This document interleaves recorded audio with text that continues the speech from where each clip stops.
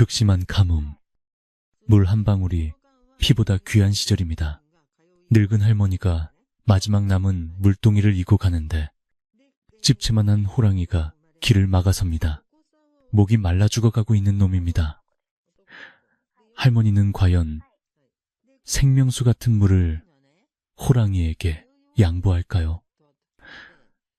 할머니의 선택은 산신령마저 감동시켰습니다. 옛날 아주 먼 옛날에 하늘이 무심하게도 비 한 방울 내려주지 않아 온 세상이 바싹바싹 타들어가던 시절이 있었습니다. 그 시절 깊은 산골짜기에 자리 잡은 작은 마을은 본래 맑은 물이 흐르고 사시사철 푸른 나무가 우거져 살기 좋은 곳이라 하여 청계마을이라 불리곤 했습니다. 하지만 3년이나 계속된 모진 가뭄은 마을의 이름마저 무색하게 만들었고 졸졸 흐르던 개울은 바닥을 드러내어 하얀 자갈들만 앙상하게 남았으며 산과 들의 풀들은 누렇게 변해 건드리기만 해도 바스라질 지경이었습니다.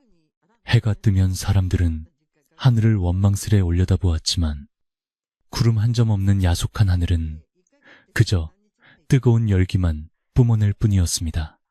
마을 어귀에 있는 공동우물은 이미 오래전에 말라버려 두레박을 내려도 퍼올릴 것이라곤 흙먼지와 말라 죽은 이끼뿐이었습니다. 마을 사람들은 물을 구하기 위해 새벽부터 밤늦게까지 10리도 넘는 강가로 나가거나 더 깊은 산속 옹달샘을 찾아 헤매야만 했습니다.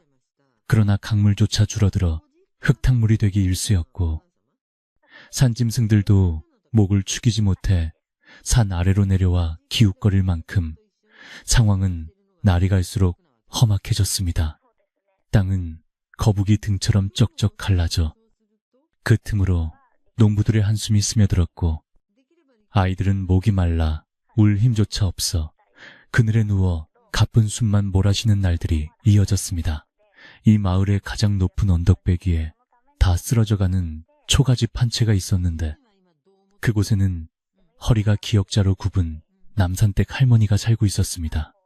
할머니는 젊은 시절 남편을 먼저 떠나보내고 홀로 아들을 키워 장가까지 보냈으나 며느리가 몸이 약해 집안일은 여전히 할머니의 몫이었습니다. 아들은 가뭄에 타들어가는 논밭을 지키느라 새벽에 나가면 밤늦게야 파김치가 되어 돌아오곤 했고 어린 손자는 더위를 먹어 며칠째 자리 보전하고 누워 있었습니다. 할머니의 주름진 얼굴에는 근심이 가득했지만 가족을 생각하는 마음만큼은 그 어떤 샘물보다 깊고 맑았습니다.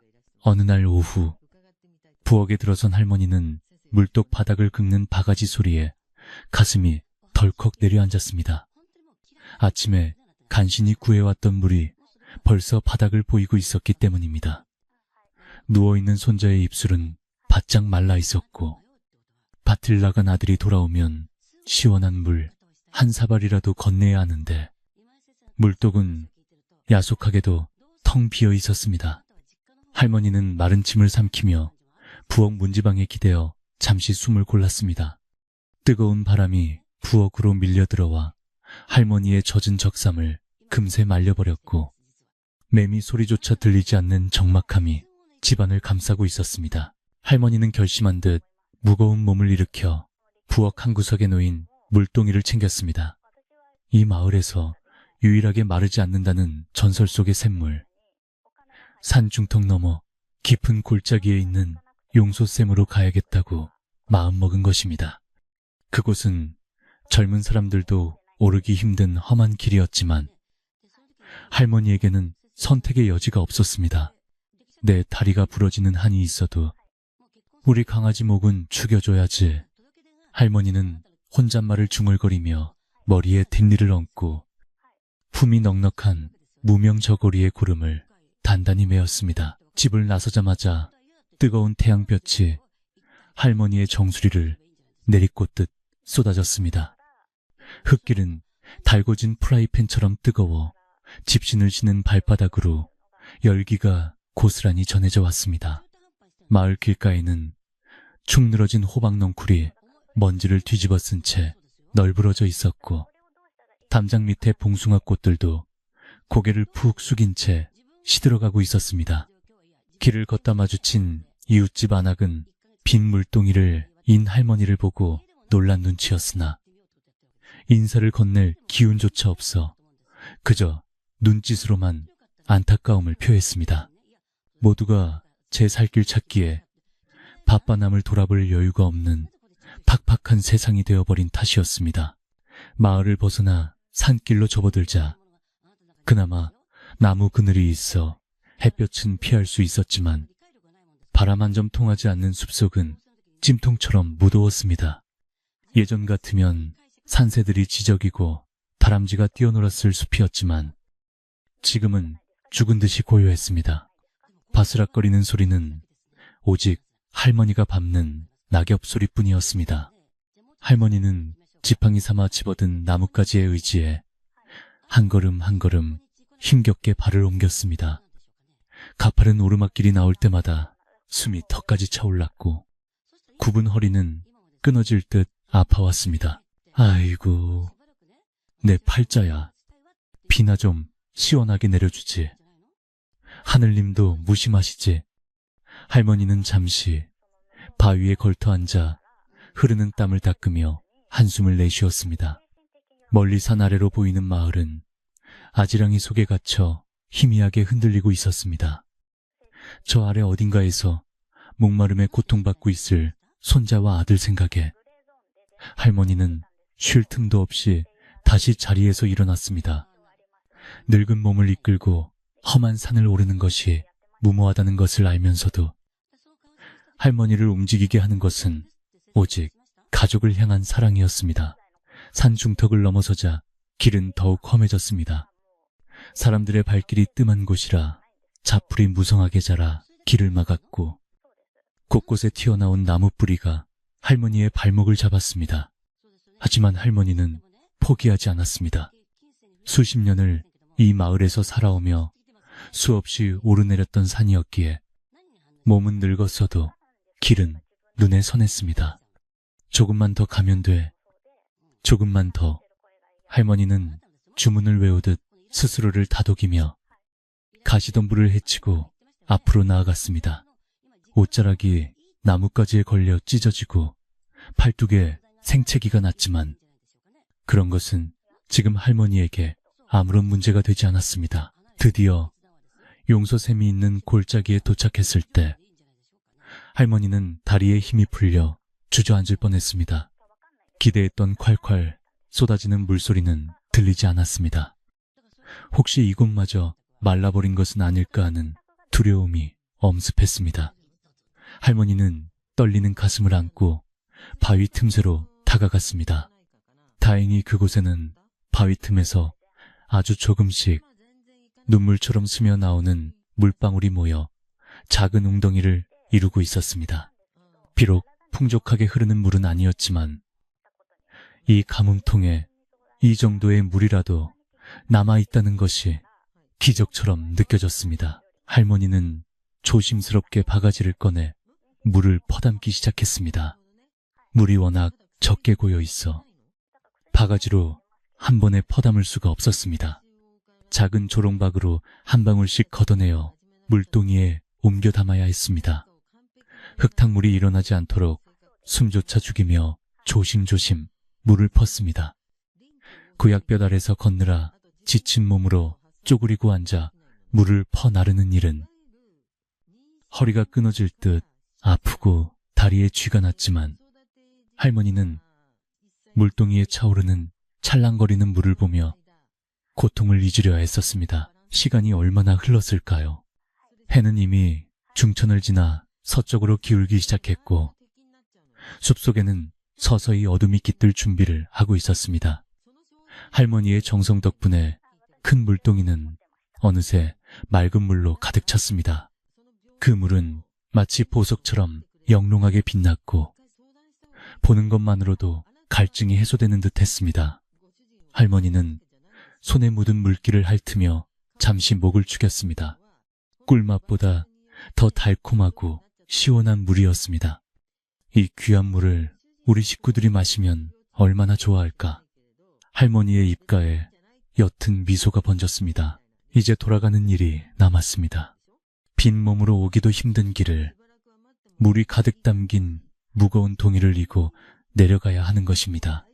할머니는 벨리를 머리에 얹고 심호흡을 크게 한 번 했습니다. 그리고 온몸에 힘을 모아 물동이를 번쩍 들어 머리 위에 올렸습니다. 으라차차. 묵직한 무게가 목과 어깨를 짓눌렀지만 할머니는 중심을 잡으려 했으며 천천히 발을 떼었습니다. 물동이 속에 물이 찰랑거리며 밖으로 넘치지 않도록 할머니는 마치 살얼음판을 걷듯 조심스럽게 걸음을 옮겼습니다. 내려가는 길은 올라올 때보다 더 위험했습니다. 자칫 발을 헛디디기라도 하면 물동이가 깨지는 것은 물론이고 할머니의 뼈가 상할 수도 있었습니다. 할머니는 지팡이로 땅을 툭툭 치며 단단한 곳을 골라 디뎠습니다. 등줄기로 식은땀이 줄줄 흘러내려 옷을 적셨고 다리는 후들거려 제멋대로 춤을 추려 했습니다. 하지만 할머니는 이를 악물고 버텼습니다. 집에서 기다리고 있을 손자의 얼굴이 눈앞에 아른거렸기 때문입니다. 숲속의 나무 그림자가 길게 늘어지며 할머니의 앞길을 덮어주었지만 그것은 곧 밤이 온다는 신호이기도 했습니다. 산길을 반쯤 내려왔을 때 갑자기 숲의 공기가 달라진 것을 느꼈습니다.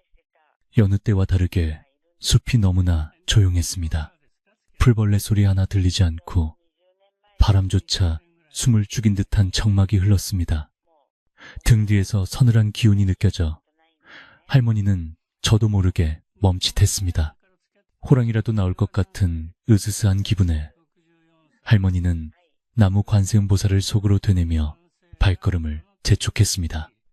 옛 어른들이 말씀하시길 가뭄이 심하면 산짐승들도 독이 올라 사람을 해칠 수 있다고 했기에 할머니의 경계심은 더욱 커졌습니다. 하지만 무거운 물동이 때문에 마음만큼 속도를 낼 수가 없었습니다. 한 걸음 뗄 때마다 무릎 관절이 비명을 질렀고 숨소리는 거친 톱질 소리처럼 변해갔습니다. 잠시 쉬어가고 싶은 마음이 굴뚝 같았지만 해가 지기 전에 마을 어귀라도 닿아야 한다는 생각에 쉴 수가 없었습니다. 어둠이 완전히 깔리면 산길은 칠흑 같은 암흑천지로 변해 한 치 앞도 분간할 수 없게 되기 때문입니다. 할머니는 흐르는 땀이 눈으로 들어가 따가웠지만 손을 들어 닦을 여유조차 없이 그저 앞만 보고 걸었습니다. 그때였습니다. 저먼치 앞 고개마루 커다란 바위 옆에 무언가 검은 물체가 눈에 들어왔습니다. 처음에는 커다란 바위나 쓰러진 나무라고 생각했습니다. 하지만 가까이 다가갈수록 그 형체는 점점 뚜렷해졌고 노란색과 검은색 줄무늬가 어렴풋이 보였습니다. 할머니의 심장이 쿵 하고 내려앉았습니다. 그것은 그냥 짐승이 아니었습니다. 산의 주인이라 불리는 거대한 호랑이였습니다. 할머니는 너무 놀라 비명도 지르지 못하고 그 자리에 얼어붙고 말았습니다. 머리에 인 물동이가 흔들려 물이 조금 쏟아져 내렸지만 그것을 신경 쓸 겨를이 없었습니다. 호랑이는 길 한가운데에 길게 널브러져 있었습니다.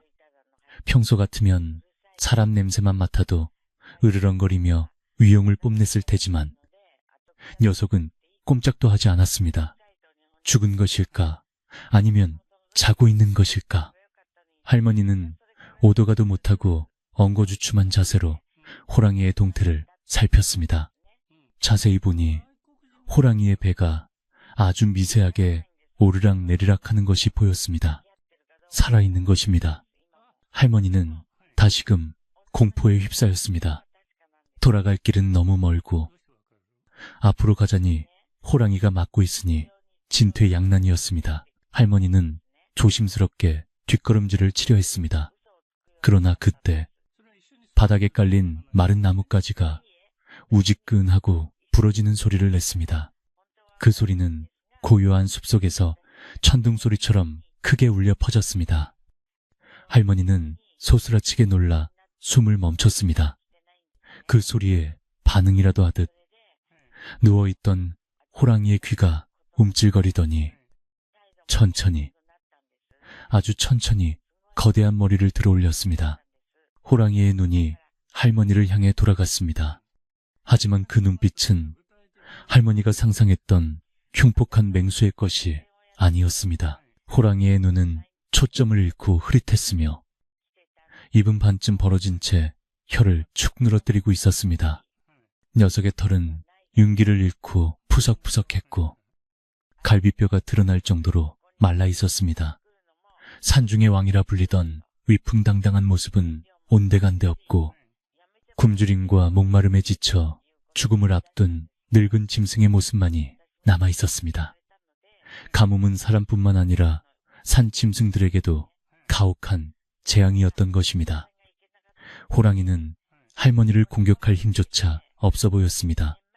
그저 힘겹게 눈을 깜빡이며 할머니 머리 위에 물동이를 바라볼 뿐이었습니다. 할머니는 호랑이의 시선이 어디에 머물러 있는지 알아차렸습니다. 녀석은 물을 원하고 있었습니다. 생명을 유지하기 위한 본능적인 갈구가 녀석의 눈빛에서 읽혔습니다. 할머니의 마음속에서 두려움과 연민이 동시에 솟아올랐습니다. 이 녀석도 목이 말라 이러고 있구나. 하지만 이 물이 어떤 물입니까? 병든 손자와 하루 종일 땡볕에서 고생한 아들이 마셔야 할 생명수였습니다. 이 험한 산길을 늙은 몸으로 기어 올라가 한 방울 한 방울 모은 귀하디 귀한 물이었습니다. 이것을 짐승에게 주다니 당치도 않은 일이었습니다. 할머니는 마음을 다잡고 호랑이를 피해 옆길로 돌아가려 했습니다. 그러나 좁은 산길에서 거대한 호랑이를 피해 지나가기란 쉽지 않았습니다. 호랑이는 할머니가 움직이는 대로 고개를 힘겹게 돌리며 애처로운 눈빛을 보냈습니다. 끄응. 호랑이의 입에서 앓는 소리 같은 신음이 새어나왔습니다. 그 소리는 마치 살려달라고 애원하는 사람의 목소리처럼 들려 할머니의 발목을 붙잡았습니다. 할머니는 멈칫하며 다시 호랑이를 내려다보았습니다. 녀석의 눈가에는 눈물인지 침물인지 모를 것이 고여 있었습니다. 날은 점점 어두워지고 산새들조차 침묵하는 이 적막한 고개 마루에서 할머니는 일생일대의 고민에 빠졌습니다. 그냥 눈 딱 감고 지나칠 것인가? 아니면 저 죽어가는 생명에게 자비를 베풀 것인가? 물동이의 무게가 천근만근처럼 느껴졌지만 그보다 더 무거운 것은 할머니의 마음이었습니다. 멀리서 저녁바람이 불어와 할머니의 땀을 식혀주었지만 가슴속의 갈등은 더욱 뜨겁게 타올랐습니다. 할머니는 하늘을 한번 올려다보고 다시 호랑이를 내려다보았습니다. 선택의 순간이 다가오고 있었습니다. 할머니가 호랑이의 애처로운 눈빛을 마주하며 갈등하고 있을 때 숲 저편에서 부스럭거리는 인기척이 들려왔습니다. 처음에는 바람에 흔들리는 나뭇가지 소리인가 싶었지만 점점 규칙적인 발자국 소리가 가까워지고 있었습니다. 할머니는 혹시 마을 사람들이 자신을 찾으러 온 것은 아닐까 하는 마음에 고개를 돌려 소리나는 쪽을 바라보았습니다. 어스름한 저녁빛 사이로 지게를 짊어진 한 사내의 모습이 나타났는데 그는 마을에서 욕심 많기로 소문난 덕칠이었습니다. 덕칠은 가뭄에 말라 죽은 나무들을 베어다 장에 내다 팔 요량으로 산을 오르내리던 중이었습니다. 덕칠은 물동이를 이고 서 있는 할머니를 보고 의아한 표정을 지으며 다가왔습니다. 아니, 남산댁 할머니가 이 깊은 산 중엔 웬일이시오? 날도 저물었는데 호랑이라도 나오면 어쩌려고 이러고 계시오? 덕칠은 짐짓 걱정하는 척 말을 건넸지만 그의 눈은 할머니의 물동이보다는 주변을 두리번거리는데 더 바빴습니다. 평소 남을 돕기보다는 제 이속 챙기기에 바쁜 그였기에 할머니는 그를 만난 것이 썩 반갑지 않았습니다. 그러나 이 위급한 상황에서 사람을 만났다는 안도감이 먼저 들었습니다. 할머니는 떨리는 손가락으로 바위 옆에 쓰러진 호랑이를 가리켰습니다. 덕칠의 시선이 할머니의 손끝을 따라 움직이다가 거대한 호랑이의 형체에 꽂히는 순간 그의 눈이 휘둥그레졌습니다. 히익, 호. 호랑이. 덕칠은 기겁하며 뒷걸음질을 쳤고 지게에 얹혀있던 나무들이 요란한 소리를 내며 바닥으로 쏟아졌습니다. 그 소리에 호랑이가 다시 한번 무거운 눈꺼풀을 들어 올렸지만 몸을 일으킬 기운은 전혀 없어 보였습니다. 덕칠은 바들바들 떨며 나무 뒤로 숨었으나 시간이 지나도 호랑이가 달려들 기미가 보이지 않자 슬그머니 고개를 내밀었습니다.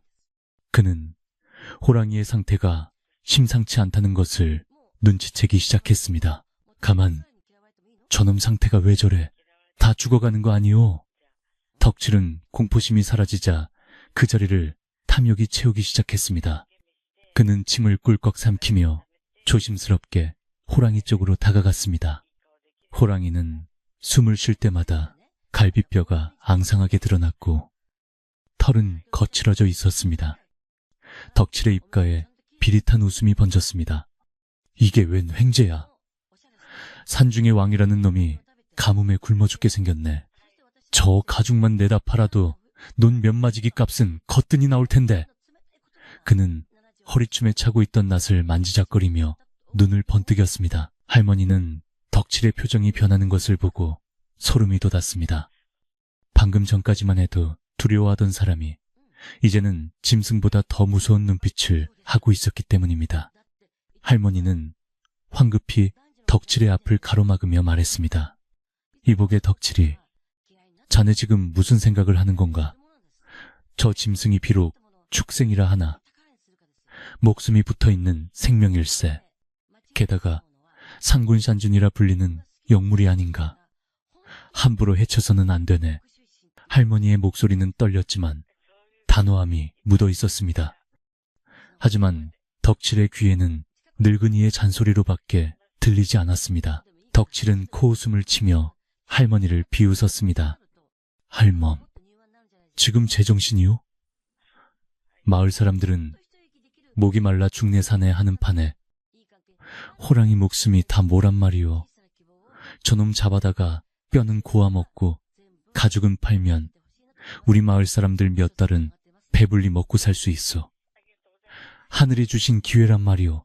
덕칠은 흥분하여 침까지 튀어가며 열변을 토했습니다.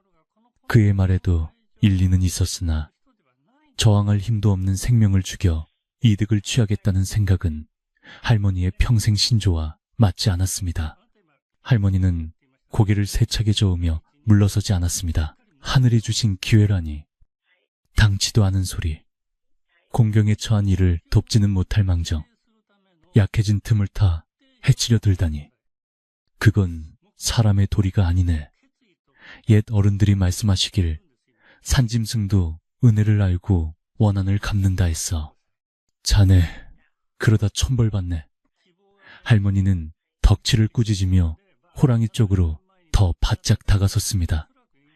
호랑이는 두 사람의 언쟁을 알아듣기라도 한 듯 낮게 그르렁거리는 소리를 내었지만 그것은 위협이라기보다는 고통스러운 신음소리에 가까웠습니다. 그 소리는 할머니의 가슴을 더욱 아프게 파고들었습니다. 덕칠은 할머니의 고집에 짜증이 치밀어 올랐습니다. 해는 이미 서산마루에 걸려 금방이라도 어두워질 태세였고 어두워지기 전에 일을 처리해야 했습니다. 에이, 답답한 노인네 보게. 그럼 비키시오. 내가 알아서 할 테니 할멈은 그 물동이나 잘 챙겨서 내려가시오. 내 나중에 고기 한 근 끊어다 드릴 테니. 덕칠은 할머니를 밀쳐내려 팔을 뻗었습니다. 할머니는 비틀거리면서도 중심을 잃지 않으려 안간힘을 썼습니다. 머리 위의 물동이가 위험하게 흔들리며 물이 넘쳐 흘러 할머니의 어깨를 적셨습니다. 그때 차가운 물방울이 튀어 호랑이의 코끝에 떨어졌습니다. 물냄새를 맡은 호랑이는 반사적으로 혀를 내밀어 코를 핥았습니다.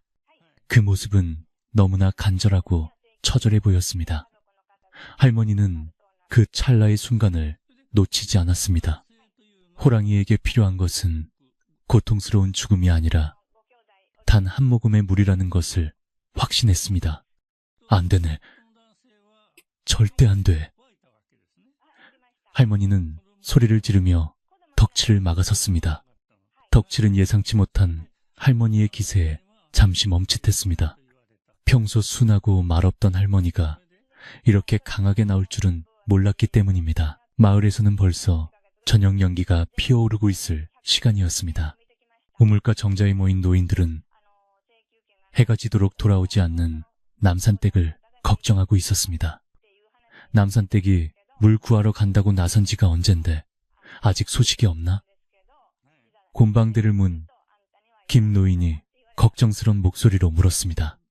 글쎄 말이오, 그 늙은 몸으로 용소샘까지 갔다는 소문이 있던데 혹시 가다가 쓰러지기라도 한 건 아닌지 모르겠구만. 옆에 있던 아낙네들도 혀를 차며 거들었습니다. 가뭄은 사람들의 마음을 팍팍하게 만들었지만 그래도 한 마을 식구에 대한 걱정은 남아 있었습니다. 산 위에서의 대치는 계속되었습니다. 덕칠은 낫을 쥔 손에 힘을 주며 험악한 표정을 지었습니다. 좋은 말로 할 때 비키시오. 내 이놈 가죽을 벗겨서 장에 내다 팔아야 우리 집 식구들도 입에 풀칠이라도 할 거 아니오. 할멈이 우리 식구 굶어 죽는 거 책임질 거요. 덕칠은 자신의 욕심을 가족의 생계라는 핑계로 포장하며 할머니를 압박했습니다. 할머니는 그의 말에 가슴이 아팠지만 그렇다고 눈앞에 생명을 죽이는 것을 방관할 수는 없었습니다. 할머니의 머릿속에는 어릴 적 할아버지가 들려주시던 이야기가 스쳐 지나갔습니다. 얘야, 산에는 주인이 따로 있단다. 산짐승을 함부로 대하면 산이 노하는 법이야. 특히 상군님은 산의 정기를 타고난 분이니 그분을 뵙거든 공경하는 마음을 가져야 한다. 할머니의 기억 속 할아버지는 언제나 자연을 경외하셨습니다. 산에 들어갈 때면 고수레를 하며 산신령께 인사를 올렸고 덫에 걸린 짐승을 보면 그냥 지나치지 않고 풀어주곤 하셨습니다. 그런 가르침을 받고 자란 할머니에게 병든 호랑이를 죽이는 것은 단순히 짐승을 죽이는 것이 아니라 산의 영혼을 해치는 것과 다름없었습니다. 할머니는 깊은 숨을 내쉬며 덕칠을 똑바로 쳐다보았습니다. 덕칠이 자네, 지금 눈이 멀었어.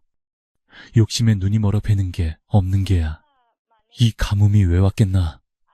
사람들이 하늘 무서운 줄 모르고 제 욕심만 차리니 하늘이 노한 게야. 그런데 여기서 또 살생을 저지르겠다고. 할머니의 꾸짖음은 서슬퍼런 낫보다 더 날카롭게 덕칠의 가슴을 찔렀습니다. 덕칠은 멈칫하며 입술을 깨물었습니다. 그의 마음 한구석에도 산신령에 대한 두려움이 남아있었기 때문입니다.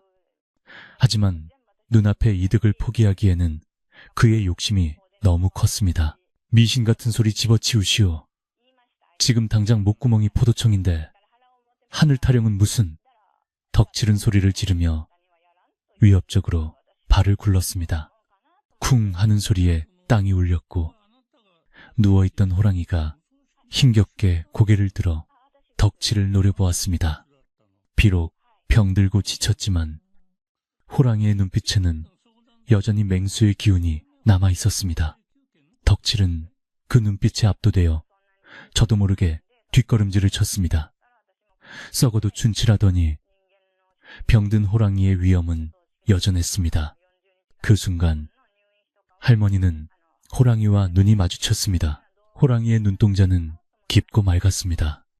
덕칠을 볼 때의 사나운 눈빛과는 달리 할머니를 바라보는 눈빛은 마치 도움을 청하는 어린아이의 것처럼 순수했습니다.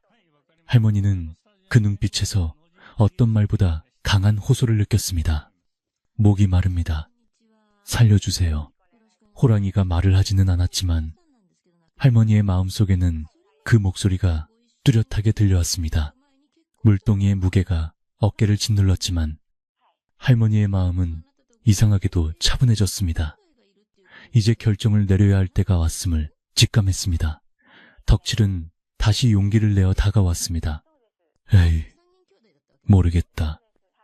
할멈이 안 비키면 내 알아서 하리다.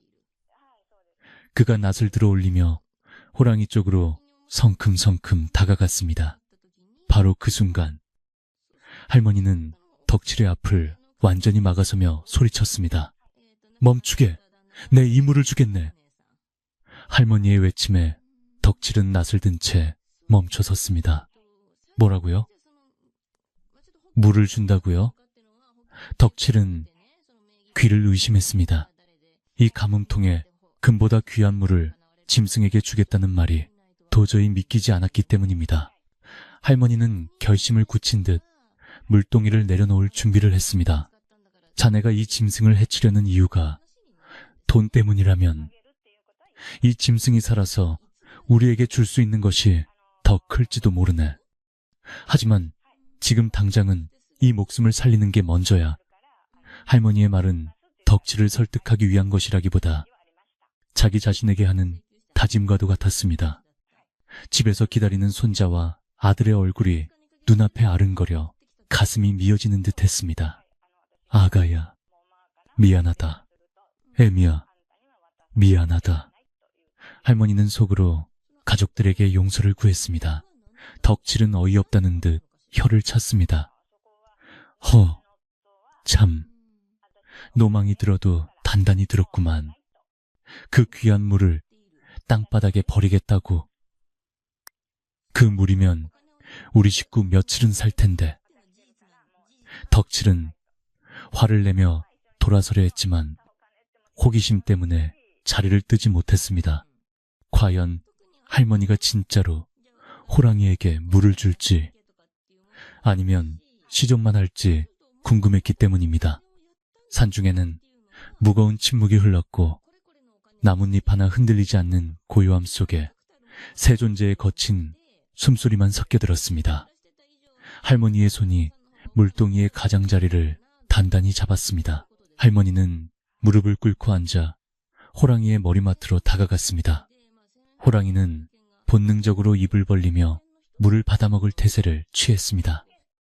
그 입안은 바싹 말라 하얗게 일어나 있었고 뜨거운 열기가 뿜어져 나왔습니다. 할머니는 물동이를 기울이기 전 마지막으로 하늘을 올려다보았습니다. 별 하나 보이지 않는 캄캄한 하늘이었지만 할머니는 그곳에 계실 조상님들과 산신령님께 기도를 올렸습니다. 부디 이 선택이 틀리지 않았기를, 이 작은 생명이 살아나 훗날 큰 뜻을 이루기를. 물동이가 천천히 기울어졌습니다. 찰랑거리는 물소리가 정적을 깨고 울려 퍼졌습니다. 덕칠은 그 소리에 마른 침을 삼켰고 호랑이는 간절한 눈빛으로 물줄기를 기다렸습니다. 할머니의 팔뚝에는 힘줄이 솟았고 땀방울이 콧등을 타고 흘러내렸습니다. 이제 되돌릴 수 없는 시간이었습니다. 물이 쏟아지면 다시 주워 담을 수 없듯이 할머니의 선택 또한 되돌릴 수 없는 운명의 강을 건너고 있었습니다. 산바람이 훅 하고 불어와 할머니의 흰 머리카락을 날렸습니다. 먼 마을에서는 개 짖는 소리가 희미하게 들려왔습니다. 평화로워 보이는 저녁 풍경과 달리 이곳 산 고개에서는 생과 사, 욕심과 자비가 팽팽하게 맞서고 있었습니다. 덕칠은 여전히 낯을 들고 서 있었지만 할머니의 기세에 눌려 더 이상 다가오지 못했습니다. 그는 할머니가 하는 양을 지켜보며 속으로 계산기를 두들기고 있었습니다. 물을 먹고 기운을 차리면 잡기 힘들 텐데. 아니야. 물 한 모금 먹는다고 저다 죽어가는 놈이 금방 살아날 리가 없지. 덕칠은 여전히 호랑이의 가죽을 포기하지 않았습니다. 할머니는 호랑이의 입가에 물동이를 대고 천천히, 아주 천천히 물을 붓기 시작했습니다. 맑고 투명한 물줄기가 호랑이의 입으로 흘러들어갔습니다. 꼴깍, 꼴깍. 호랑이의 목울대가 움직이는 소리가 들렸습니다. 그 소리는 마치 메마른 대지에 비가 내리는 소리처럼 경이롭게 들렸습니다. 덕칠은 그 모습을 멍하니 바라보았고 할머니는 눈시울이 붉어졌습니다. 자신의 가족이 마셔야 할 물이 짐승의 입으로 들어가는 것을 보며 안타까움과 묘한 희열이 교차했습니다. 이것은 단순한 물이 아니라 할머니의 피와 땀, 그리고 사랑 그 자체였습니다. 물이 들어갈수록 호랑이의 눈빛에 조금씩 생기가 돌기 시작했습니다. 흐릿하던 초점이 돌아오고 늘어졌던 귀가 쫑긋거렸습니다. 생명의 신비는 놀라웠습니다. 죽음의 문턱에 있던 짐승이 물 몇 모금에 반응하는 모습은 지켜보는 이로 하여금 경외감을 느끼게 했습니다. 하지만 물동이의 물은 빠르게 줄어들고 있었습니다. 할머니의 마음도 함께 타들어갔습니다. 이제 그만 줄까? 남은 거라도 가져갈까? 하는 유혹이 수없이 찾아왔지만 할머니는 멈추지 않았습니다. 시작한 일을 끝까지 마무리하는 것이 할머니의 방식이었습니다. 어느새 물동이는 반 이상 비어가고 있었습니다. 호랑이는 쉴 새 없이 물을 받아먹으며 갈증을 달랬습니다. 덕칠은 그제야 정신을 차린 듯 소리쳤습니다. 그만하시오. 그 정도면 됐지. 아주 다 퍼줄 작정이요? 덕칠의 외침이 산을 울렸지만 이미 물은 호랑이의 뱃속으로 사라진 뒤였습니다.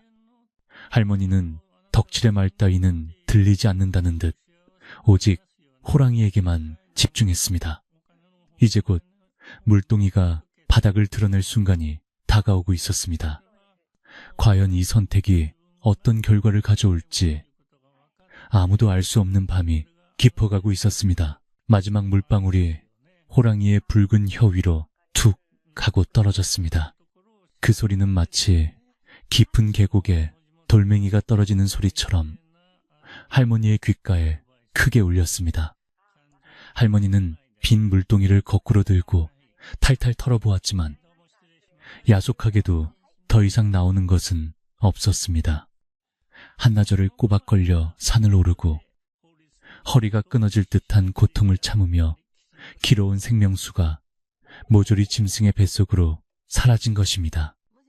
할머니는 허탈한 마음에 물동이를 바닥에 내려놓았습니다. 텅하는 빈 동이의 울림이 고요한 산속에 공허하게 퍼져나갔습니다. 그 소리는 마치 할머니의 텅 빈 가슴속을 두드리는 것만 같았습니다. 옆에서 이 광경을 지켜보던 덕칠은 기가 막히다는 듯 입을 딱 벌리고 있었습니다. 그는 자신의 눈앞에서 벌어진 일을 도저히 믿을 수 없다는 표정이었습니다. 금보다 귀한 물을, 그것도 사람도 먹기 힘든 이 가뭄통에 짐승에게 몽땅 쏟아붓다니 그에게는 천지가 개벽할 일이었습니다.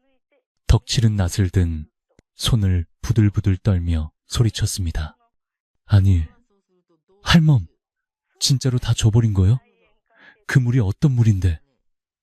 이제 빈동이 들고 내려가서 아들이랑 손자한테 뭐라고 할 거요? 호랑이 밥 줬다고 자랑이라도 할 셈이요? 덕칠의 목소리에는 비웃음과 분노가 뒤섞여 있었습니다. 할머니는 아무 대꾸도 하지 못한 채 고개만 푹 숙였습니다. 덕칠의 말이 구구절절 옳은 말이었기 때문입니다. 당장 집에 돌아가면 목이 빠져라 기다리고 있을 식구들의 얼굴을 어떻게 볼지 눈앞이 캄캄했습니다. 열병에 시달리는 손자의 마른 입술과 하루 종일 땡볕에서 고생하고 돌아온 아들의 떼탄 눈이 떠올라 가슴이 미어지는 듯 했습니다. 내가 미쳤지. 귀신에 홀렸나. 후회 막급한 마음이 파도처럼 밀려왔지만 이미 엎질러진 물이었습니다. 할머니의 눈에서 참았던 눈물이 주르륵 흘러내려 빈 물동이 바닥을 적셨습니다. 물을 배불리 마신 호랑이는 그제야 만족스러운 듯 혀로 입가에 묻은 물기를 핥았습니다.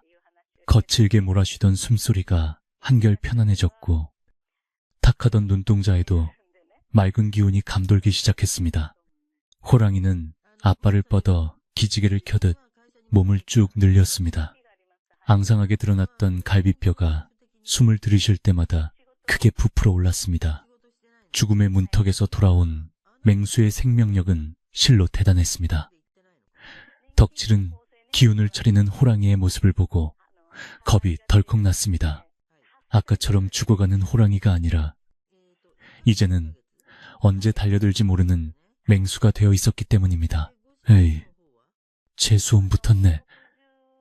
미친 노인네 때문에 굴러들어온 호박을 놓쳤어. 덕칠은 바닥에 침을 탁 뱉으며 욕설을 내뱉었습니다. 그는 호랑이가 완전히 일어나기 전에 자리를 피해야겠다고 생각했습니다. 물을 마시고 기운을 차린 호랑이가 자신을 공격할지도 모른다는 공포심이 탐욕을 눌러버린 것입니다. 할멈, 나중에 마을 사람들한테 맞아 죽어도 난 모르오. 내 입으로 동네방네 다 소문낼 거니까 그리 아시오.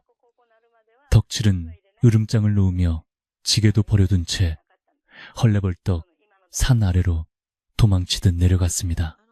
그의 발자국 소리가 멀어질수록 산중에는 다시 무거운 정막만이 남았습니다.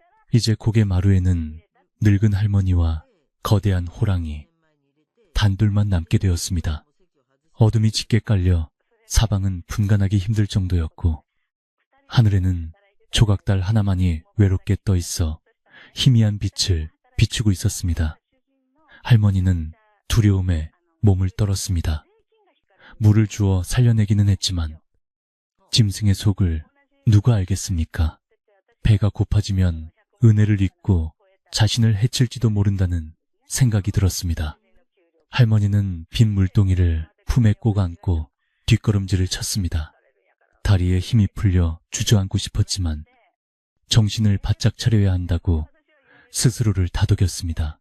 하지만 호랑이는 할머니를 공격할 기색이 전혀 없었습니다.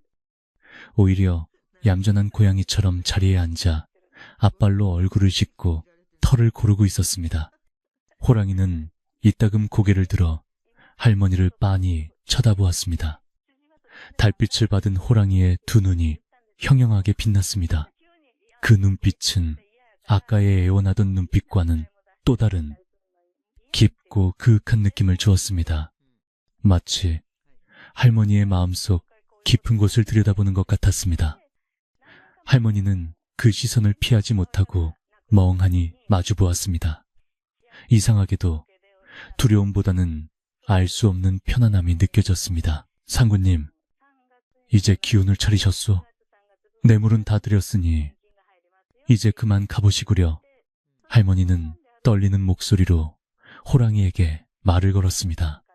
짐승이 말을 알아들을 리 없겠지만 이렇게라도 하지 않으면 숨이 막힐 것 같았습니다. 우리 집에는 병든 손자가 기다리고 있어서 나는 빨리 가야 하오. 부디 길을 비켜주시오. 할머니는 사정하듯 말하며 몸을 일으키려 했습니다. 그러나 긴장이 풀린 탓인지 다리가 말을 듣지 않아 비틀거렸습니다. 그때 호랑이가 자리에서 벌떡 일어났습니다. 거대한 그림자가 할머니 위로 드리워졌습니다. 할머니는 이제 죽었구나 싶어 눈을 질끈 감았습니다. 호랑이의 거친 숨결이 코앞에서 느껴졌습니다. 하지만 날카로운 이빨이나 발톱이 살을 파고드는 고통은 없었습니다. 대신 축축하고 거친 무언가가 할머니의 손등을 스치고 지나갔습니다.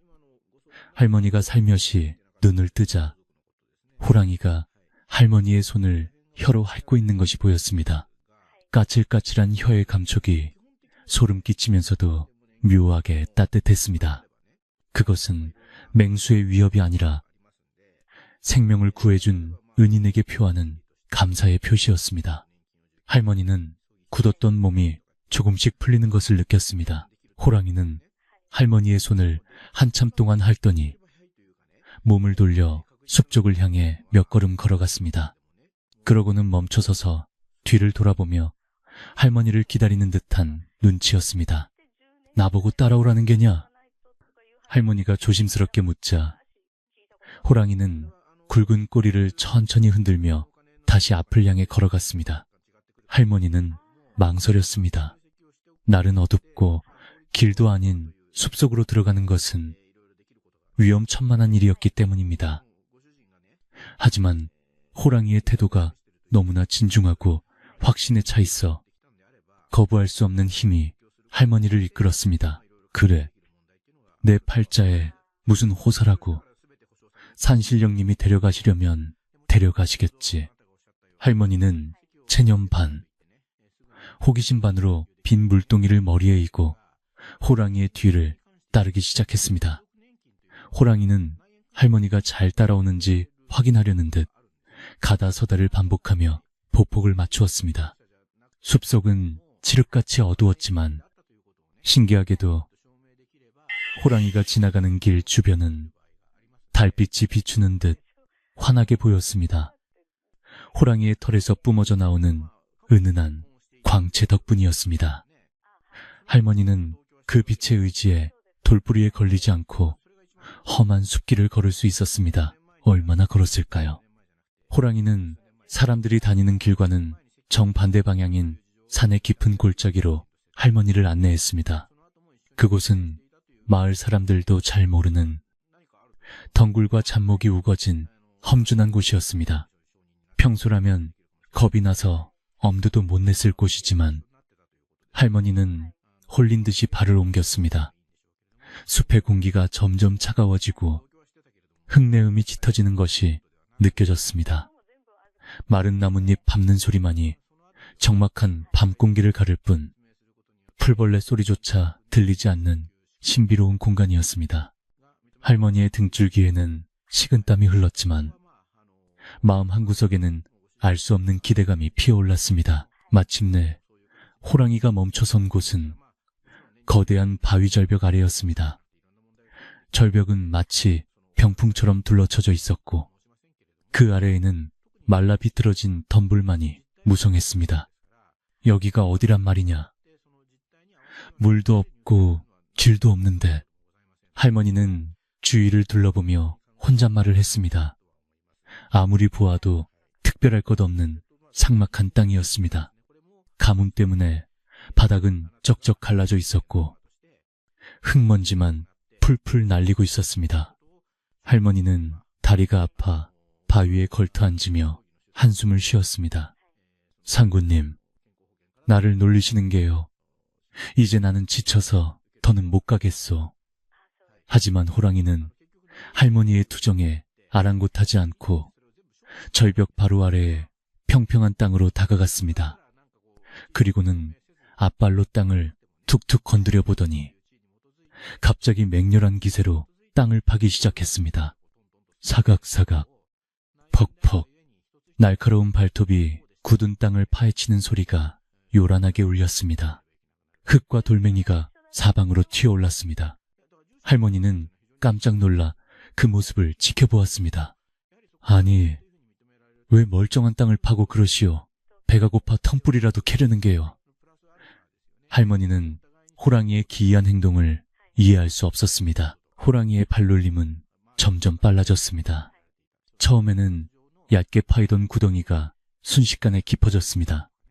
호랑이는 흙투성이가 되는 것도 마다하지 않고 마치 그곳에 보물이라도 숨겨져 있는 것처럼 미친 듯이 땅을 팠습니다. 거친 숨소리가 다시 들려왔지만 아까 물을 마시기 전과는 다르게 힘이 넘쳤습니다. 할머니는 호랑이의 행동에 압도되어 숨죽이고 지켜볼 수밖에 없었습니다. 달빛이 구덩이 위를 비추고 호랑이의 그림자가 춤을 추듯 일렁였습니다. 흙냄새 사이로 묘하게 릿한 습기를 머금은 냄새가 나는 것 같기도 했습니다. 시간이 흐르고 구덩이는 호랑이의 몸통이 반쯤 들어갈 정도로 깊어졌습니다.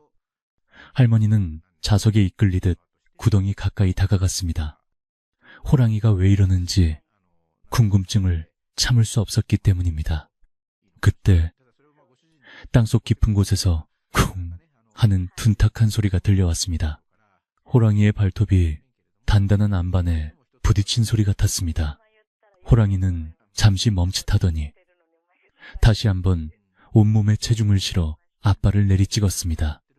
콰직 무언가 깨지는 소리가 났습니다. 할머니의 심장이 덩달아 쿵 하고 뛰었습니다. 호랑이는 파낸 흙을 뒤로 걷어내고 구덩이 안을 뚫어지게 응시했습니다. 할머니도 엉겁결에 목을 빼고 구덩이 안을 들여다보았습니다. 캄캄한 구덩이 속에서는 아무것도 보이지 않았습니다. 그저 흙냄새와 돌냄새뿐이었습니다. 아무것도 없지 않소. 이제 그만하고 가십시다.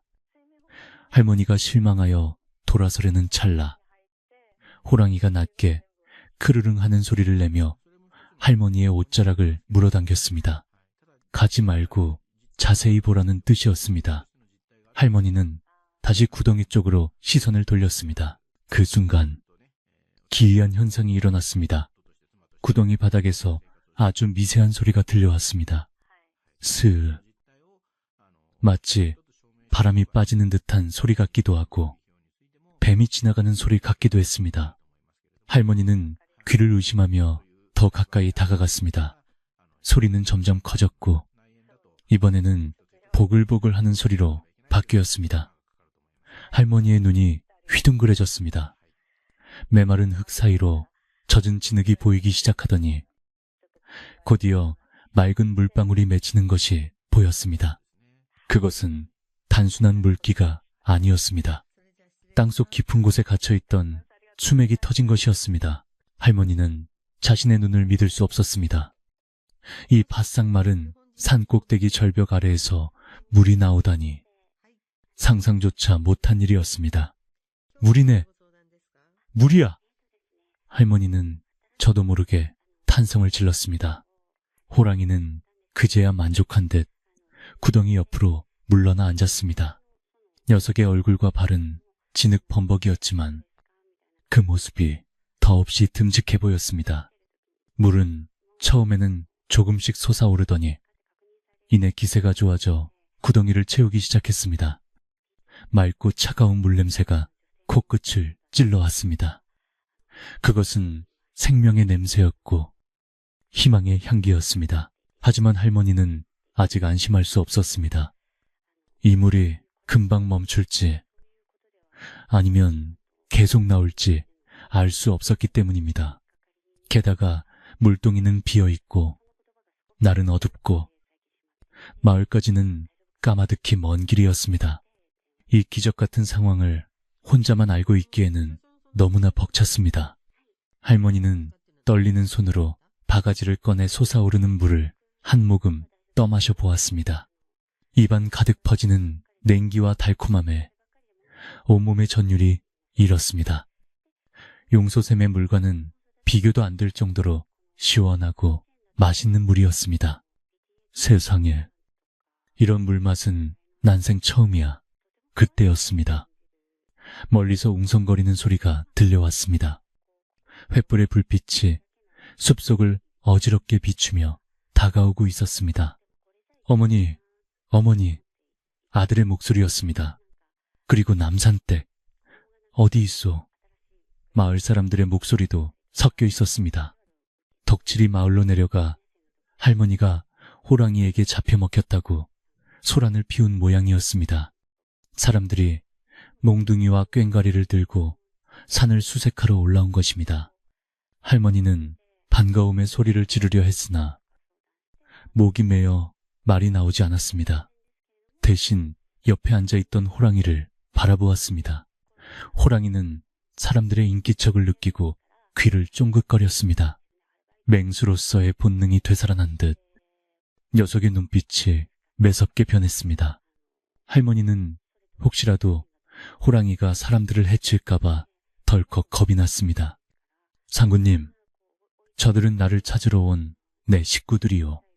부디 노여워 마시고 피해 주시오. 할머니가 간곡히 부탁하자 호랑이는 알았다는 듯이 자리에서 일어났습니다.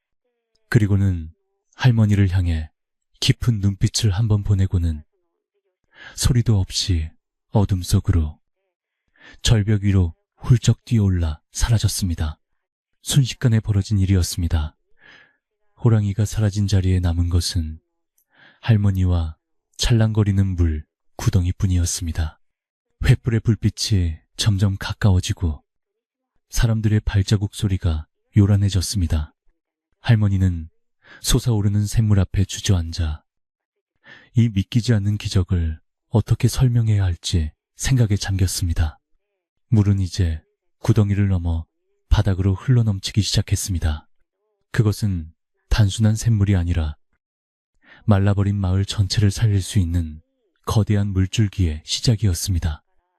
할머니의 빈 물동이는 이제 더 이상 빈 것이 아니었습니다. 곧 가득 채워질 희망이 기다리고 있었기 때문입니다. 칠흑 같은 어둠 속에서 붉은 횃불의 물결이 출렁이며 다가왔습니다. 사람들의 거친 숨소리와 다급한 외침이 산 골짜기를 가득 메웠습니다. 어머니, 어머니, 어디 계세요? 아들 칠성이의 목소리가 찢어질 듯 울려 퍼졌습니다. 그 뒤로 남산댁 호랑이한테 물려간 거 아니요? 하는 마을 사람들의 웅성거림이 파도처럼 밀려왔습니다. 덕칠이가 퍼뜨린 소문 때문에 사람들은 몽둥이와 꽹과리, 낫을 들고 잔뜩 흥분한 상태였습니다. 횃불의 열기와 사람들의 살기가 더해져 밤 공기는 무겁게 가라앉아 있었습니다. 할머니는 솟아나는 샘물 옆에 앉아 멍하니 불빛을 바라보았습니다. 방금 전까지 신비로운 호랑이와 함께 있었던 고요한 시간과는 너무나 대조적인 소란이었습니다. 아들 칠성이가 제일 먼저 할머니를 발견하고 달려왔습니다. 어머니! 칠성이는 흙투성이가 된 할머니를 보고 털썩 무릎을 꿇으며 와락 끌어안았습니다. 아이고, 어머니, 다친 데는 없으세요? 그놈의 호랑이가 해코지라도 했으면 어쩔 뻔했어요. 칠성이는 할머니의 어깨와 팔을 더듬으며 상처를 살폈습니다. 할머니의 옷고름은 풀어져 있고 치맛자락은 진흙범벅이었기에 아들의 눈에는 영락없이 맹수와 사투를 벌인 흔적으로 보였을 것입니다. 뒤이어 도착한 마을 사람들도 헐레벌떡 숨을 몰아쉬며 주위를 에워쌌습니다. 촌장 어른이 땀을 닦으며 앞으로 나섰습니다. 남산댁, 무사한 게요? 덕칠이 놈이 자네가 호랑이한테 물려 죽는 걸 봤다고 해서 우리가 얼마나 놀랐는지 아오? 사람들 틈에 숨어있던 덕칠이가 슬그머니 고개를 내밀며 소리쳤습니다. 아니, 내가 언제 죽는 걸 봤다고 했어. 호랑이 밥을 주고 있길래 곧 잡아먹힐 거라고 했지. 저기 봐요. 저기 땅이 파헤쳐져 있잖아요. 저게 다 호랑이가 난동 부린 자국 아니요? 덕칠이는 자신의 거짓말과 호들갑을 정당화하려는 듯 손가락질을 해댔습니다. 사람들의 시선이 덕칠이 가리키는 곳으로 쏠렸습니다. 과연 땅은 무참히 파헤쳐져 있었고 흙더미가 사방에 흩어져 있었습니다. 사람들은 어이구, 세상에 진짜 호랑이가 있었나 보네 하며 혀를 찼습니다. 공포심이 다시금 사람들을 휘감았습니다. 횃불 그림자가 길게 늘어지며 숲속의 나무들을 기괴한 형상으로 만들었습니다. 위험해. 아직 근처에 있을지도 몰라. 청년들이 몽둥이를 고쳐주며 주위를 경계했습니다. 팽팽한 긴장감이 감돌며 금방이라도 무슨 일이 터질 것만 같았습니다. 그때였습니다. 소란스러운 사람들의 소리 사이로 맑고 청아한 소리가 뚫고 들어왔습니다. 절절절, 콸콸콸. 처음에는 작게 들리던 그 소리는 점차 사람들의 웅성거림을 잠재울 만큼 명확하게 들려왔습니다. 촌장 어른이 귀를 쫑긋 세웠습니다. 잠깐, 다들 조용히 좀 해보게. 이게 무슨 소리지? 사람들은 하나둘 입을 다물고 숨을 죽였습니다. 정적이 흐르자 물 흐르는 소리는 더욱 크게 들려왔습니다. 그것은 메마른 계곡을 흐르는 바람 소리도 아니었고 나뭇잎이 스치는 소리도 아니었습니다. 분명히 물소리였습니다. 할머니는 아들의 품에서 몸을 일으키며 조용히 미소를 지었습니다. 그리고 손을 들어 자신의 등 뒤 호랑이가 파놓은 구덩이를 가리켰습니다. 다들 진정들 하시오. 호랑이는 이미 갔소. 대신 우리에게 큰 선물을 남기고 갔다오. 할머니의 목소리는 차분하고 따뜻했습니다. 사람들은 의아한 표정으로 할머니가 가리키는 곳으로 횃불을 비추었습니다. 불빛이 닿은 곳에서 반짝이는 무언가가 보였습니다. 흙탕물이 아니라 투명하고 맑은 물이 퐁퐁 솟아올라 작은 개울을 이루고 있었습니다. 물이다, 물이야. 제일 앞에 서 있던 칠성이가 외마디 비명을 질렀습니다. 사람들은 믿을 수 없다는 듯 눈을 비비며 구덩이 쪽으로 우르르 몰려갔습니다. 그곳에는 정말로 물이 솟구치고 있었습니다. 단순히 고인 빗물이 아니었습니다. 땅속 깊은 곳에서 끊임없이 솟아오르는 살아있는 생명수였습니다.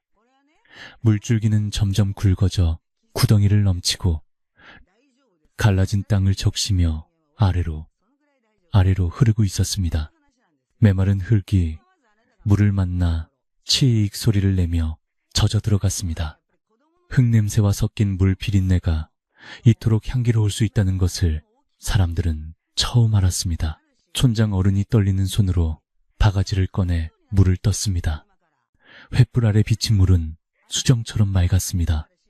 촌장 어른이 조심스럽게 물을 한 모금 마셨습니다. 꿀꺽. 목을 대가 넘어가자마자 그의 눈이 번쩍 뜨였습니다. 이건 그냥 물이 아니여. 얼음장처럼 차갑고 단물이여. 세상에, 이 가뭄에 이런 샘이 터지다니. 촌장 어른의 감탄에 사람들은 너나 할 것 없이 달려들어 손으로 물을 퍼마시기 시작했습니다. 아이고, 시원해라. 살았다. 이제 살았어. 여기저기서 환호성이 터져 나왔습니다. 타는 목마름에 지쳐있던 사람들의 얼굴에 생기가 돌기 시작했습니다. 사람들이 정신없이 물을 마시는 동안 칠성이는 어머니의 젖은 손을 꼭 잡고 물었습니다. 어머니, 도대체 무슨 일이 있었던 겁니까? 호랑이가 팠다니요. 그리고 덕칠이는 어머니가 호랑이한테 물을 줬다고 하던데 그게 사실입니까? 칠성이의 질문에 주위가 다시 조용해졌습니다. 사람들은 물 묻은 입가를 닦으며 할머니의 이야기를 기다렸습니다. 특히 덕칠이는 사람들 뒤에 숨어 눈치를 살피고 있었습니다. 할머니는 젖은 옷매무새를 다듬으며 지난 몇 시간 동안의 일을 차근차근 이야기하기 시작했습니다. 물동이를 이고 오다 쓰러진 호랑이를 만난 일, 덕칠이가 가죽을 탐내며 죽이려 했던 일, 호랑이의 눈빛에서 간절함을 읽고 애써 길어온 물을 몽땅 부어준 일, 기운을 차린 호랑이가 자신을 이곳으로 이끌고 땅을 파서 이 샘을 찾아준 일까지 할머니의 이야기는 과장도 보탬도 없이 담담하게 흘러갔습니다. 하지만 그 내용은 그 어떤 영웅담보다 극적이고 감동적이었습니다. 이야기를 듣는 마을 사람들의 표정은 시시각각 변했습니다. 호랑이를 만났다는 대목에서는 놀라움을, 물을 주었다는 대목에서는 안타까움을, 샘이 터졌다는 대목에서는 경이로움을 감추지 못했습니다. 이야기가 끝나자 촌장 어른은 깊은 한숨을 내쉬며 고개를 끄덕였습니다. 지성이면 감천이라더니 남산댁의 그 고운 마음씨가 상구님을 감동시키고 하늘을 움직인 게로군. 우리 같으면 무서워서 도망치거나 덕칠이 말맞다나 잡을 생각만 했을 텐데. 남산댁이 우리 마을을 살렸어. 촌장 어른의 칭찬에 사람들은 맞습니다. 맞아. 하며 박수를 쳤습니다. 할머니는 부끄러워 얼굴을 붉히며 손사래를 쳤습니다. 아니요. 나는 그저 불쌍해서 물 한 모금 준 것뿐이요. 이 모든 건 산신령님이 보살펴 주신 덕분이지요. 그때 누군가가 뒤에 숨어있던 덕칠이를 앞으로 떠밀었습니다. 이복의 덕칠이, 자네는 부끄럽지도 않나. 남산댁은 그 귀한 물을 짐승한테도 나눠주는데 자네는 욕심에 눈이 멀어 산꾼을 해치려 들고 그것도 모자라 거짓말까지 해. 마을 어른의 호통에 덕칠이는 얼굴이 홍당무가 되어 고개를 들지 못했습니다. 사람들의 따가운 눈총이 그에게 쏟아졌습니다. 에이, 몹쓸 사람, 천벌을 받을 뻔했네 그려. 혀를 차는 소리가 여기저기서 들려왔습니다. 덕칠이는 쥐구멍이라도 있으면 숨고 싶은 심정이었습니다. 할머니는 그런 덕칠이가 안쓰러워 보였습니다. 비록 심술완고 욕심 많은 사람이지만 그 또한 가뭄에 지치고 가난에 찌든 이웃이었기 때문입니다. 할머니는 촌장 어른의 소매를 잡아 끌며 말했습니다. 어른, 그만두십시오. 덕칠이도 오죽하면 그랬겠습니까?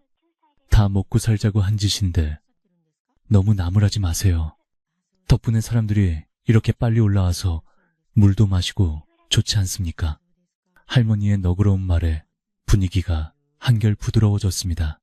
촌장 어른도 헛기침을 하며 엄한 표정을 풀었습니다. 남산댁이 그리 말하니 이번 한 번만 넘어가겠네. 자네도 얼른 와서 물이나 마시게. 덕칠이는 할머니의 배려에 눈시울이 뜨거워졌습니다. 그는 쭈뼛거리며 샘물 앞으로 다가와 무릎을 꿇었습니다. 그리고 두 손으로 물을 떠서 벌컥벌컥 마셨습니다. 차가운 물이 식도를 타고 내려가며 꽉 막혀있던 속을 뚫어주는 것 같았습니다. 그 물맛은 평생 마셔본 물 중에 가장 달고 시원했지만 한편으로는 자신의 못난 행동이 떠올라 쓴맛이 나기도 했습니다. 덕칠이는 물을 다 마신 후 할머니 앞에 넙죽 절을 했습니다. 할머니, 죽을 죄를 졌습니다. 네, 다시는 땀만 먹지 않고 착하게 살겠습니다요. 덕칠이의 사과에 사람들은 그래, 물 마시고 정신 차리면 됐지 하며 웃음을 터뜨렸습니다. 긴장과 갈등이 눈 녹듯 사라지고 산 중턱에는 화기애애한 기운이 감돌기 시작했습니다. 사람들은 각자 가지고 온 물병과 바가지에 샘물을 가득 채우기 시작했습니다. 호랑이를 잡겠다고 가져온 무기들은 바닥에 내팽개쳐지고 물을 담는 그릇들이 그 자리를 대신했습니다. 철썩철썩 물 담는 소리가 흥겨운 장단처럼 들렸습니다. 샘물은 퍼내도 줄어들지 않았습니다. 오히려 바닥에 쌓인 흙이 씻겨 내려가면서 물줄기는 더욱 힘차게 솟구쳤습니다. 이거 봐, 물이 점점 맑아져. 아이들이 신이 나서 소리쳤습니다. 횃불빛에 비친 샘물은 마치 땅속에 숨겨진 보석 창고가 열린 것처럼 영롱하게 빛났습니다. 사람들은 서로의 등에 물을 부어주며 등목을 하기도 하고 땀과 먼지로 뒤범벅된 얼굴을 씻어내기도 했습니다. 차가운 물에 닿을 때마다 어우, 시원하다 하는 감탄사가 절로 나왔습니다. 가뭄의 고통이 잠시나마 씻겨 내려가는 순간이었습니다. 어느덧 가져온 물통들이 모두 채워졌습니다. 촌장 어른이 흐뭇한 표정으로 사람들을 둘러보았습니다. 자, 이제 내려갑시다. 마을에 있는 식구들이 목이 빠져라 기다리고 있을 걸세. 이 기쁜 소식을 얼른 전해야지. 사람들은 예 하고 힘차게 대답했습니다. 내려가는 발걸음은 올라올 때와는 비교도 안 될 만큼 가벼웠습니다. 물이 가득 담긴 물동이와 지게의 무게는 묵직했지만 마음만은 깃털처럼 가벼웠기 때문입니다. 할머니는 아들 칠성이의 등에 엎였습니다. 어머니, 이제 편안하게 엎혀가세요. 제가 모시겠습니다. 칠성이의 듬직한 등은 따뜻하고 넓었습니다. 할머니는 아들의 등에 얼굴을 묻으며 안도의 한숨을 내쉬었습니다. 긴장이 풀리자 급격한 피로가 몰려왔습니다. 하지만 그 피로는 기분 좋은 나른함이었습니다. 그래, 우리 아들 등판이 참 넓구나. 할머니는 나직이 중얼거렸습니다. 행렬은 횃불을 밝히며 산길을 내려가기 시작했습니다. 어둠 속에서 꼬리에 꼬리를 물고 이어지는 횃불의 행렬은 마치 밤하늘의 은하수가 땅으로 내려온 것 같은 장관을 연출했습니다. 사람들은 누가 먼저랄 것도 없이 노래를 흥얼거리기 시작했습니다. 에헤라디아, 물 내부러 가세. 호랑이님, 네, 선물 받은 물, 꿀물보다 더 달구나. 구수한 노랫가락이 산자락을 타고 울려 퍼졌습니다. 그 소리는 잠자던 산새들을 깨우고 숨죽이고 있던 나무들을 춤추게 했습니다. 산길을 내려오면서 할머니는 문득 뒤를 돌아보았습니다.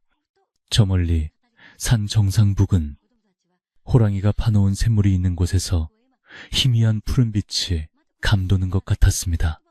할머니는 마음속으로 다시 한번 호랑이에게 인사를 건넸습니다. 상구님, 고맙소. 이 은혜는 죽어서도 잊지 않으리다.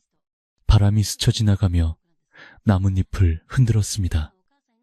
마치 호랑이가 잘 가시오 하고 대답하는 것 같았습니다. 마을 어귀에 도착하자 기다리고 있던 노약자와 아이들이 환호성을 지르며 마중을 나왔습니다. 물이다! 물을 구해왔어! 사람들은 얼싸안고 기뻐 뛰었습니다. 칠성이는 집에 도착하자마자 제일 먼저 아픈 아들에게 달려갔습니다. 아가, 눈 좀 떠보거라. 할머니가 널 위해 구해온 생명수란다. 칠성이는 조심스럽게 아이의 입에 물을 흘려 넣어주었습니다. 아이는 꿀꺽하고 물을 받아 넘기더니 이내 찡그렸던 미간을 펴고 편안한 숨을 내쉬었습니다. 창백하던 볼에 조금씩 혈색이 도는 것을 보며 할머니와 칠성이는 서로를 마주보고 눈물 섞인 미소를 지었습니다. 마을의 우물도 논밭도 아직은 말라 있었지만 사람들의 마음속에는 이미 희망의 샘이 솟아나고 있었습니다. 호랑이가 찾아준 샘물은 마르지 않고 계속 흘러내려 마을의 개울을 적실 것이고 곧 논과 밭으로 흘러들어갈 것입니다. 오늘 밤 청계마을 사람들은 오랜만에 두 다리를 쭉 뻗고 잠들 수 있을 것입니다. 맑은 물소리가 자장가가 되어온 마을을 감싸 안는 평온한 밤이 깊어가고 있었습니다. 다음날 아침 동이 트자마자 마을 사람들은 귀를 의심하며 자리에서 일어났습니다. 꿈결에 들었던 물 흐르는 소리가 꿈이 아니라 생생한 현실이 되어 귓가에 울리고 있었기 때문입니다. 산꼭대기 바위 틈에서 시작된 그 맑은 샘물은 밤새 쉬지 않고 흘러내려 메마른 흙을 적시고 계곡을 타고 내려와 마을의 어귀를 감싸고 흐르는 개울로 당도해 있었습니다. 하얀 자갈들만 앙상하게 드러내고 있던 개울 바닥에는 어느새 발목을 덮을 만큼 맑은 물이 찰랑거리고 있었고 아침 햇살을 받아 보석처럼 반짝였습니다. 마을 사람들은 세수도 하지 않은 채 방문을 박차고 나와 개울가로 달려나갔습니다. 개울가에는 이미 부지런한 노인들이 나와 물을 만져보고 있었습니다. 차다 차, 얼음장같이 시원해. 한 노인이 물에 손을 담그고 아이처럼 기뻐했습니다. 아이들은 첨벙거리며 물장구를 쳤고 아낙네들은 그동안 아껴 쓰느라 제대로 빨지 못했던 묵은 빨래들을 한 보따리 이고 나왔습니다. 방망이로 빨래를 두드리는 소리가 경쾌하게 울려 퍼지니 마을 전체의 생기가 돌기 시작했습니다. 죽은 듯 고요했던 마을에 물소리와 웃음소리, 그리고 다듬이질 소리가 어우러져 활기찬 교향곡을 연주하는 듯 했습니다. 남선댁 할머니도 며느리의 부축을 받으며 마루에 나와 앉았습니다. 밤새 푹 자고 일어난 손자는 열이 씻은 듯이 내리고 안색이 훨씬 좋아져 마당에서 강아지와 뛰어놀고 있었습니다. 그 모습을 바라보는 할머니의 눈가는 촉촉하게 젖어들었습니다. 어제까지만 해도 생사를 오가던 손자가 저렇게 뛰어노는 것을 보니 지난밤 겪었던 고생이 눈 녹듯 사라지는 것 같았습니다. 아들 칠성이는 아침 일찍부터 지게를 지고 산으로 올라갔습니다. 호랑이가 찾아준 샘물을 더 잘 관리하기 위해 마을 장정들과 함께 샘 주변을 정비하러 가는 길이었습니다. 칠성이와 마을 청년들은 산중턱 절벽 아래에 도착하여 샘물이 솟아나는 구덩이 주변에 튼튼한 돌을 쌓아 올렸습니다. 흙이 무너져 내리지 않도록 단단히 둑을 쌓고 짐승들이 함부로 더럽히지 못하게 나무 울타리도 쳤습니다. 그리고 대나무를 반으로 갈라 물길을 만들어 샘물이 낭비되지 않고 곧장 마을의 논밭으로 흘러들 수 있도록 수로를 정비했습니다.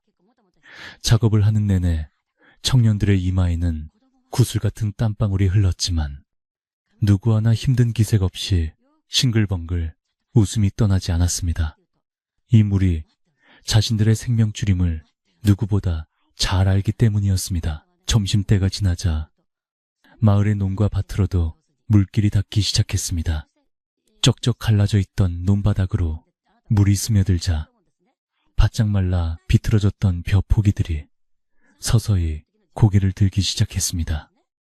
마치 죽어가던 사람이 숨을 다시 쉬는 것처럼 누렇게 떴던 잎사귀에 푸른 기운이 감돌았습니다. 농부들은 물꼬를 트며 감격에 겨워 이제 살았다. 이제 농사 지을 수 있어 하고 소리쳤습니다. 밭에 심어둔 고추와 콩, 호박 넝쿨들도 물을 머금고 다시 생생하게 살아났습니다. 마을 전체가 누런색에서 다시 싱그러운 초록색으로 옷을 갈아입고 있었습니다. 마을 사람들은 이 고마운 샘물에 이름을 붙여주기로 했습니다. 촌장 어른과 마을 원로들이 모여 상의한 끝에 호랑이가 점지해준 물이라 하여 호계후시 샘이라 부르기로 했습니다. 그리고 샘물 입구에 작은 비석을 세워 남산댁 할머니의 지극한 정성과 호랑이의 보은을 후대에도 길이길이 전하기로 했습니다. 짐승도 은혜를 입으면 갚는 법이니 우리 사람들도 이 고마움을 잊지 말고 자연을 아끼며 살아야 한다. 촌장 어른의 말씀에 모두가 고개를 끄덕이며 마음 깊이 새겼습니다. 오후가 되자 마을 회관 앞마당에서는 조촐하지만 뜻깊은 잔치가 벌어졌습니다. 가뭄이 해갈된 것을 축하하고 큰 공을 세운 남산댁 할머니에게 감사를 표하기 위해 마을 사람들이 십시일반 음식을 장만해 모인 것입니다.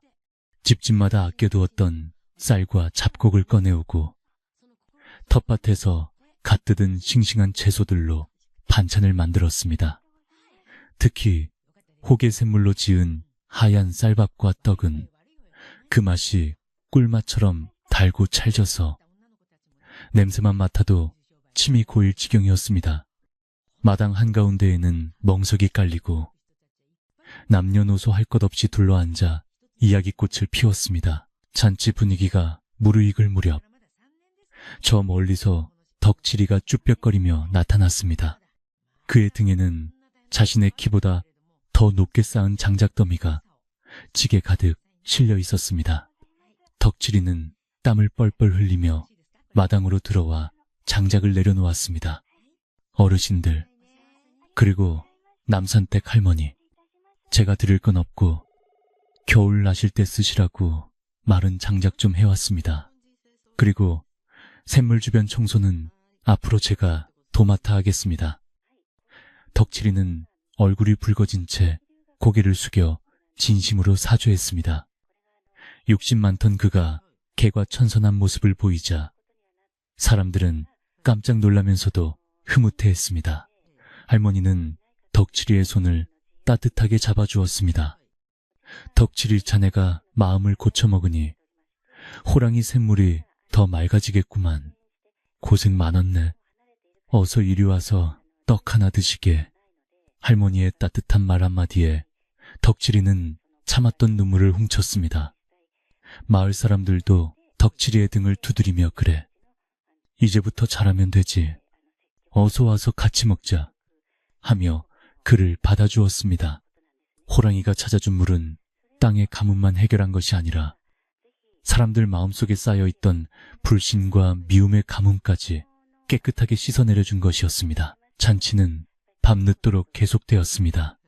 보름달이 둥실 떠올라 마을을 환하게 비추었고 사람들의 얼굴에는 근심 걱정 대신 여유와 웃음이 가득했습니다. 어르신들은 막걸리 한 사발을 들이키며 옛날 이야기를 나누었고 아이들은 배불리 먹고 어른들 무릎을 베고 잠이 들었습니다. 할머니는 평상 한쪽에 앉아 밤하늘의 달을 올려다보았습니다. 달 속에 호랑이의 얼굴이 겹쳐 보이는 듯 했습니다. 상구님, 덕분에 우리 마을이 다시 살았습니다. 부디 산속에서도 평안하십시오. 할머니는 마음속으로 깊은 감사의 인사를 올렸습니다. 잔치가 끝나고 사람들이 하나둘 집으로 돌아간 뒤 마을은 다시 고요한 평화를 되찾았습니다. 하지만 예전에 삭막했던 정막과는 달랐습니다. 밤 공기에는 촉촉한 물기가 배어 있었고 풀벌레들이 신이 나서 합창하는 소리가 들려왔습니다. 개울물 흐르는 소리는 밤새도록 자장가처럼 마을을 감싸 안았습니다. 집집마다 창문 틈으로 새어나오던 한숨소리는 사라지고 대신 편안한 숨소리만이 들려왔습니다. 오랜만에 찾아온 진정한 평화였습니다. 할머니도 집으로 돌아와 자리에 누웠습니다. 빳빳하게 풀먹인 못이 이불의 감촉이 서늘하면서도 포근했습니다. 옆자리에는 손자가 색색거리며 깊은 잠에 빠져 있었고 건넌방에서는 아들과 며느리의 도란도란한 말소리가 들리다 이내 조용해졌습니다. 할머니는 눈을 감고 귀를 기울였습니다. 마당의 장독대를 스치는 바람소리, 처마 끝에 매달린 풍경소리, 그리고 무엇보다 듣기 좋은 졸졸졸 물 흐르는 소리가 할머니의 귓가를 간지럽혔습니다. 그 소리는 마치 이제 괜찮아요, 다 괜찮아요 하고 속삭이는 것 같았습니다. 할머니는 지난 며칠간의 일을 주마등처럼 떠올려 보았습니다.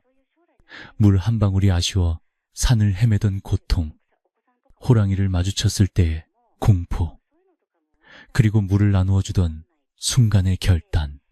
그 모든 것이 꿈만 같았지만 분명히 자신이 겪은 일이었습니다. 할머니는 깨달았습니다. 자신이 베푼 작은 친절이 돌고 돌아 이렇게 큰 축복으로 되돌아왔다는 것을 말입니다. 착하게 살면 복이 온다는 말이 헛말은 아니었어. 할머니는 입가에 옅은 미소를 머금으며 몸을 뒤척였습니다. 노곤한 몸이 바닥으로 스르르 녹아드는 기분이었습니다. 마을을 휘감아 도는 물줄기는 밤새 멈추지 않을 것입니다. 내일 아침이 되면 논이벼들은 키가 한 뼘 더 자라 있을 것이고 밭의 채소들은 더욱 푸르게 빛날 것입니다. 우물에는 맑은 물이 가득 차올라 두레박을 내리기만 하면 시원한 물을 퍼 올릴 수 있을 것입니다. 이제 청계마을 사람들은 더 이상 하늘만 쳐다보며 비를 기다리지 않아도 됩니다. 그들에게는 마르지 않는 호랑이 샘물이 있고 서로를 위하는 따뜻한 마음이 다시 흐르기 시작했으니까요. 달빛이 방 안으로 깊숙이 들어와 할머니의 주름진 손을 비추었습니다. 그 손은 거칠고 투박했지만 생명을 살린 가장 아름다운 손이었습니다. 할머니의 호흡이 점차 깊어지고 규칙적으로 변했습니다. 꿈속에서 할머니는 다시 한번 그 신비로운 숲으로 들어가 호랑이와 함께 맑은 옹달샘을 거니는 꿈을 꿀지도 모릅니다. 그곳에는 가뭄도 없고 고통도 없고 오직 평화와 풍요로움만이 가득할 것입니다. 밤이 깊었습니다. 산과 들도 마을과 사람들도 모두 잠든 시간입니다. 오직 깨어있는 것은 마을을 적시는 맑은 물소리뿐입니다. 그 소리는 지친 당신의 마음에도 스며들어 하루 동안 쌓인 피로와 걱정을 씻어내줄 것입니다. 오늘 밤 남산댁 할머니의 따뜻한 마음과 호랑이의 신비로운 보온을 생각하며 편안한 마음을 가지시길 바랍니다. 세상 모든 일이 때로는 막막하고 힘들게 느껴질 때가 있습니다. 마치 끝이 보이지 않는 가뭄처럼 말이죠. 하지만 포기하지 않고 묵묵히 자신의 길을 가며 주위의 작은 생명에게 따뜻한 손길을 내민다면 언젠가는 반드시 뜻밖의 샘물을 만나게 될 것입니다. 그러니 오늘 하루도 고생한 당신, 이제 무거운 짐은 잠시 내려놓고 깊은 잠을 청해보세요. 맑은 샘물 소리가 당신의 꿈길을 평온하게 지켜줄 것입니다. 자, 이제 이불을 목까지 덮으시고 눈을 감아보세요. 졸졸졸 흐르는 시원한 물소리가 들리시나요? 산들바람이 나뭇잎을 스치는 소리가 들리시나요? 그 평화로운 풍경 속으로 천천히 걸어 들어가는 상상을 해보세요. 당신의 몸이 물 위에 뜬 낙엽처럼 가벼워집니다. 호흡은 편안해지고 마음은 고요해집니다. 오늘 밤 이야기는 여기까지입니다. 호랑이가 찾아준 샘물처럼 당신의 내일 아침도 맑고 희망찬 기운으로 가득 차오르기를 바랍니다. 부디 좋은 꿈 꾸시고 편안히 주무십시오.